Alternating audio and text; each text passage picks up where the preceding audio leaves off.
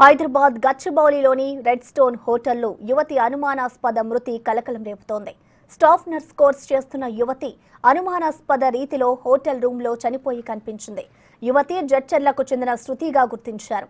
తన స్నేహితుడు జీవన్ సమాచారంతో విషయం తెలుసుకున్న పోలీసులు కేసు నమోదు చేసుకుని దర్యాప్తు చేస్తున్నారు.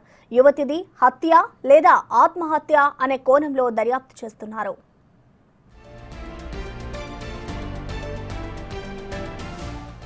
ఇక దీనిపై మరింత సమాచారాన్ని మా ప్రతినిధి శ్రావణి అందిస్తారు.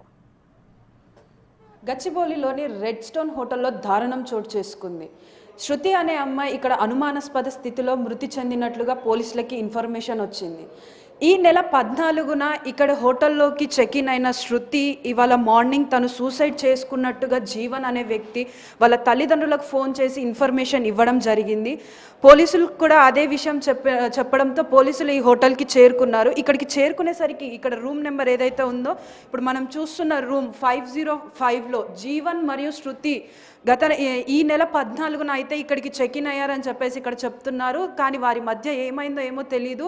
ఆ అమ్మాయి సూసైడ్ చేసుకుంది అని చెప్పేసి ఇవాళ మార్నింగ్ జీవన్ వాళ్ళ పేరెంట్స్కి కాల్ చేసి చెప్పాడు. పేరెంట్స్ వచ్చేసరికి శృతి ఒక మృతదేహాన్ని పోస్ట్ మార్టం నిమిత్తం ఉస్మానియాకి తరలించారు. కానీ వాళ్ళ తల్లిదండ్రులు ఆరోపిస్తున్నది ఏంటి అని అంటే మా అమ్మాయిది సూసైడ్ కాదు, తనని అత్యాచారం చేసి హత్య చేశారు. ఎందుకు అనంటే రూమ్లో చూసుకున్నట్టయితే మనకి విజువల్స్లో కూడా కనిపిస్తుంది. రూమ్లో మనకి బీర్ బాటిల్స్ కానీ బీర్ బాటిల్స్తో పాటు కింద బెడ్ దగ్గర బ్లడ్ కూడా కనిపిస్తుంది. ఒకవేళ సూసైడ్ చేసుకునే అమ్మాయి అయితే ఆ విధంగా బ్లడ్ అనేది రాదు. తను సూసైడ్ చేసుకోవాల్సినంత అవసరం కూడా లేదు. ఈ మధ్య కాలంలోనే తను ఒక ప్రైవేట్ హాస్పిటల్లో నర్సుగా పనిచేస్తూ కొన్ని రోజుల క్రితం ఇంటికి వెళ్ళింది. దాని తరువాత వచ్చిన శృతి తను నర్సింగ్ కంప్లీట్ చేసి జాబ్ సర్చింగ్లో ఉంది. ఇలాంటి పరిస్థితుల్లో తను సూసైడ్ చేసుకోవాల్సిన అవసరం లేదు. కాకపోతే ఏంటంటే తనతో పాటు వచ్చిన జీవన్ మరియు ఇంకో అబ్బాయి కూడా ఉన్నారు. వాళ్ళు ఇక్కడ రూమ్ నెంబర్ 503లో అయితే స్టే చేయడం జరిగింది.